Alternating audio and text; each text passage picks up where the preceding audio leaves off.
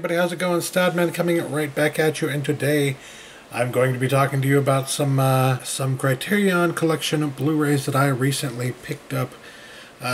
This was actually before the Criterion sale through Barnes & Noble. You know how they always have their 50% off Criterion sale during the fall, in November, basically, through the whole month of November. They always have their 50% off Criterion sale, and I will probably take advantage of that. But this is stuff that I got, like, at the beginning of October, or even before that, that I didn't want to talk about during October, because that was the month of horror, you know, horror stuff, so didn't really want to mention it. I did mention one of the titles that I picked up, and that would have been The Blob, which I did a nice little review of that you can see for yourself, and because I did that review, I'm not going to talk much about it now. All I will say is that I actually paid about the same price as I paid for all the other ones that I got here, which was like $18.96 or something crazy like that. It was less than $20, so less than I would have paid for it if I had waited until November. Because, I mean, if you get it from Barnes & Noble right now, this is going to be 20 bucks. And I paid $19, and it's not that big of a savings, right? It's not that much more significant, but I was able to get it through Amazon, not Barnes & Noble, so I didn't have to wait for God knows how long for it to come in, and yeah, that was pretty nice.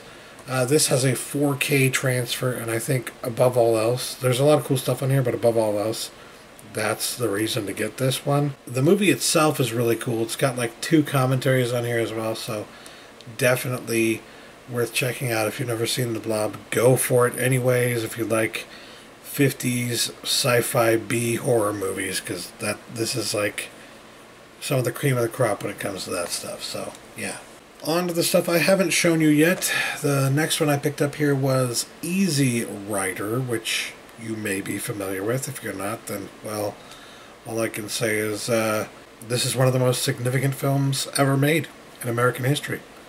I mean, look at that American flag kind of design there.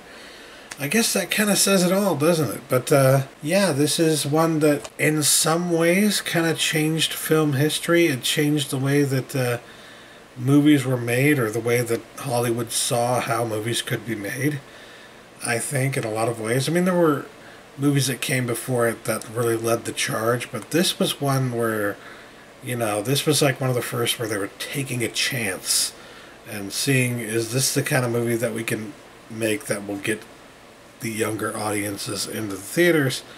And sure enough, it was. What was this, late 60s? 1969 came out and was a massive success. Like, they made this on like a shoestring budget, essentially, and it was just a huge freaking success. And that led in part to the whole New Hollywood movement. If you haven't heard of the New Hollywood movement and don't know what it is, highly recommend checking it out on Wikipedia. I'm not going to spend all day talking about it, but what I'm trying to get across here is this is actually very significant to film history, and I think you should definitely check it out and do your best to learn some more about it.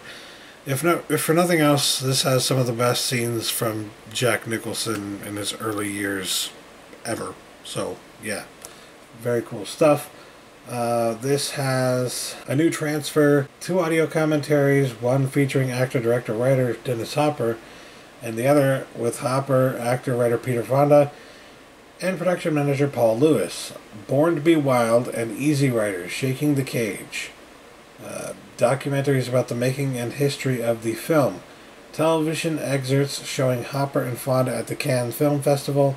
New video interview with BBS co-founder Steve Blauner. And theatrical trailers. So they originally released this in like a set. I can't remember what the set's called, but it was a set that had all the movies made by BBS, I believe. I can't remember if it was BBS or another company name, but yes. There are all these movies that came out of like the New Hollywood that this particular company did, and the company behind it, actually, the whole reason they were able to make these movies, and the whole reason they were able to produce them and put the money forward for them, was because they got the money from doing the Monkees TV show. They made so much money with the Monkees TV show that they just said, we're going to put this into a studio, a movie studio, And then they made a bunch of different movies, including like Five Easy Pieces and, oh, what's that movie? Head or something like that. I think it's called Head, and it's actually starring the characters from the Monkees. And it pretty much makes it very clear if you watch that movie that the Monkees were never meant to be taken seriously as a serious band. They were actually just a joke. They were a parody of the Beatles, but everybody loved them just as much as the Beatles, so nobody quite got the concept behind it. But hey, at least it led to something pretty cool. It led to some really cool movies, and this is one of them. And it is, again, in that other set from Criterion. But I decided, you know what? The other one that I wanted from there that I like is Five Easy Pieces, and I'll just get that separately, the same way I did here, because I don't really care for the others. It is a pretty good deal if you can find it, though. It's like $60 on sale usually. Like during this month, it would be $62 at Barnes & Noble. So, yeah. Whether you get the whole, like, 5 movie set where all these movies came from, or you choose to go the route I'm choosing to go, which is to get Easy Rider and Five Easy Pieces, the 2 movies I like, it's important to note that they are all available on Criterion, from Criterion Collection, so very cool stuff. Next I got the Royal Tenenbaums, and this one again was $18.96. They were all $18.96, and this is one I've been wanting in my collection for a while. I enjoy Wes Anderson's stuff. I think his stuff is kind of weird, you know what I mean?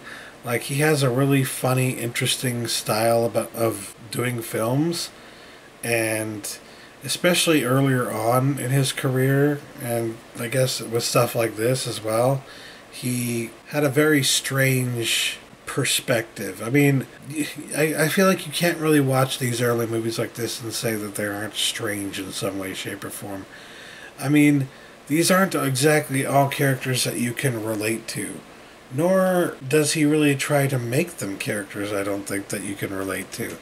He just tries to present you with characters that aren't necessarily normal, that are quirky and funny and interesting, and, you know, say something about humanity, I guess, in a certain sort of way.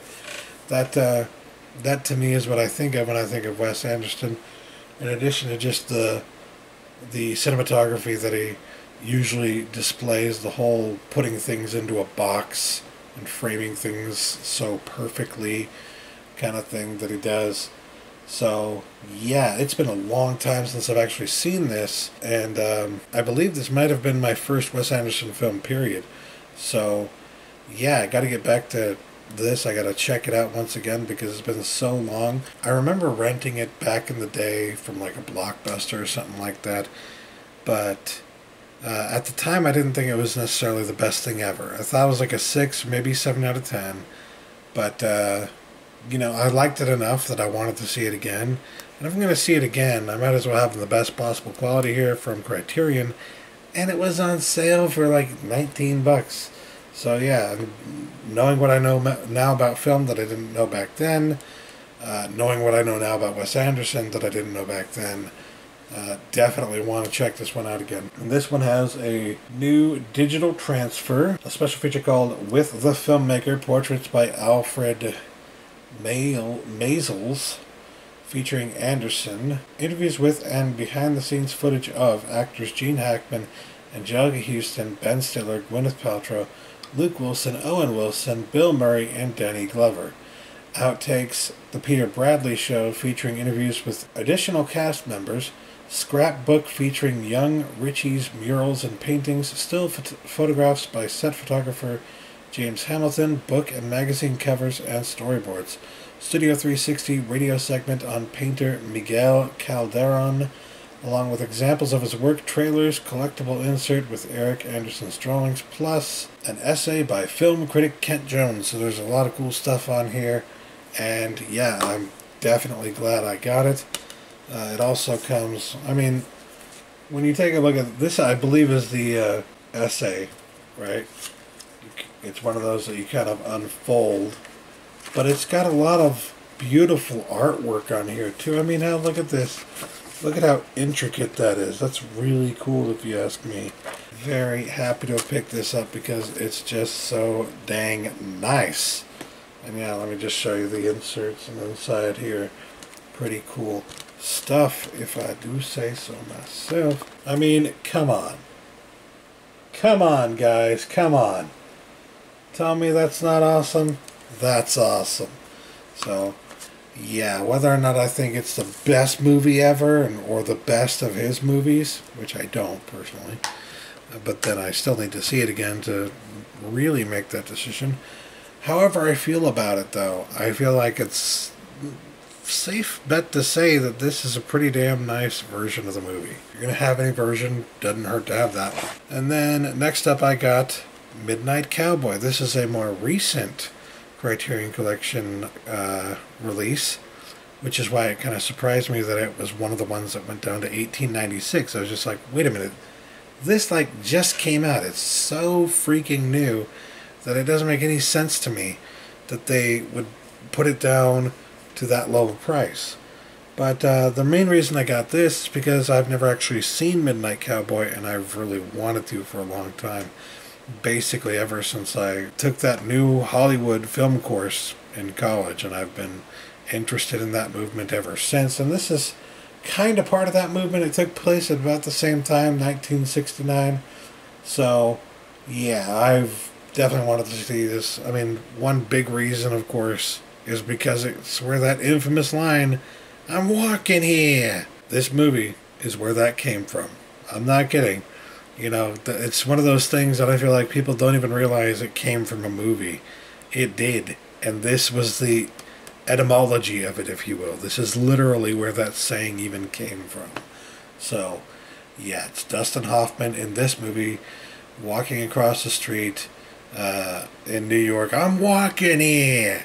You know, when a cabbie, and apparently it was like a real cabbie, and it just really happened, and he just kind of ad-libbed it. So, one of the most infamous lines in film history was an ad-lib. Interesting, isn't it? So yeah, this is a new 4K transfer. Seems like all the new releases from Criterion have 4K transfers. That's pretty cool if you ask me. This also has an audio commentary from 1991 featuring director John Schlesinger and producer Jerome Hellman. New video essay with commentary by Hollander. New photo gallery with commentary by photographer Michael Childers. The Crowd Around the Cowboy, a 1969 short film made on location for Midnight Cowboy. Waldo Salt, a screenwriter's journey, an Academy Award nominated documentary from 1990 by Eugene Corr and Robert Hillman. Two short documentaries from 2004 on the making and release of Midnight Cowboy. Interview with actor John Voight on The Dead Frost Show from 1970. Voight's original screen test. Interview from 2000 with Schlesinger for BAFTA Los Angeles. Excerpts from the 2002 BAFTA Los Angeles tribute to Schlesinger trailer. And an essay by critic Mark Harris. That was a mouthful. There's so much stuff on here. Holy crap. And yeah, to be able to get it for $19, next to nothing, that's pretty dang nice, if you ask me. Included in the essay, of course, are a lot of like photos from the set back when they made the movie, and they have, of course, the about the transfer and stuff like that. They've done about the transfer blurbs for every insert for Criterion Collection, I believe, since Criterion Collection was a thing. So yeah, if you ever want to learn more about it, then there you go. Last but not least, this next one I did not actually get for less than $20.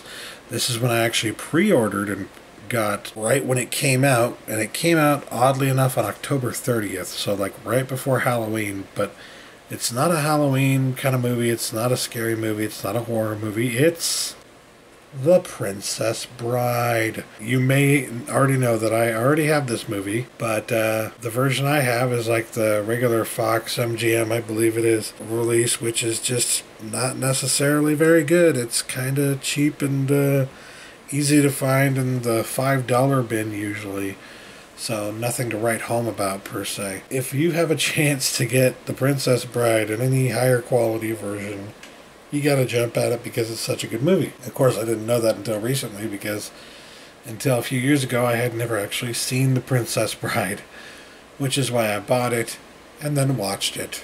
That's how we do things obviously. But yes, if you hadn't already noticed, this Criterion Collection version of The Princess Bride on Blu-ray is also a digibook that kind of looks like a storybook, which is perfect for a movie like The Princess Bride. And when you open it, it kind of looks like a storybook. And of course, it's got the booklet with, I believe this is actually like an essay.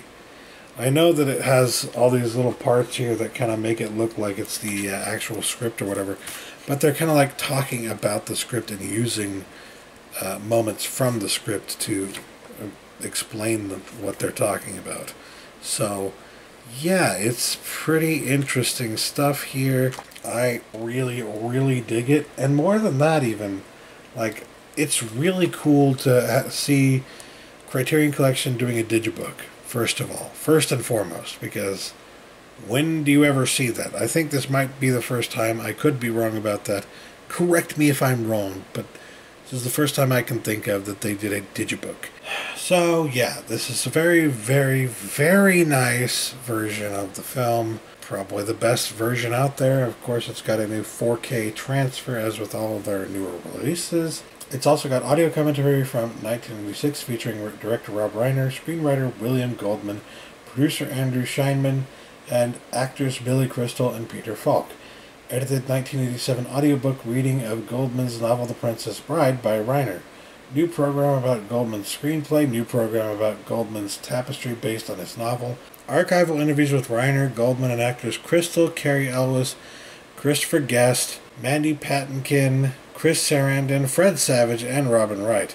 New interview with art director Richard Holland. Programs about makeup, fencing, and fairy tales. On-set video diary filmed and narrated by Elwes.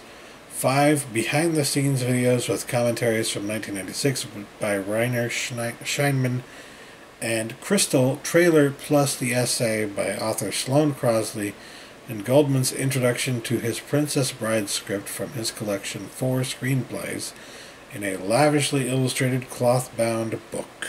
So, yes, very, very nice. And yes, it is very nice cloth book here. And I mean, I don't know if they're gonna keep doing it like this, right? I mean, I know it's a really nice collector's edition, if you will, a digibook here of the movie. But I'm just wondering, is there going to be a point at which they just put this in a regular keep case like these, right?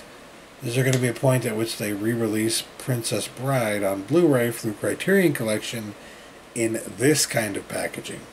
And if so, I think people will be very upset that they weren't able to get this packaging, this really nice digibook. So highly, highly, highly recommend, especially now that it's November, that you pick this up from the Criterion sale. Yes, I could have waited a week or two or something like that and hopefully gotten it through Barnes & Noble, but I didn't know if they're going to have it through Barnes & Noble, right? Whatever happens, I wanted to make sure that I had the really cool digibook here because it's beautiful. I think it is. So yeah. Anyways, that will do it for me today. Thanks for watching, you guys. Catch you later. Peace.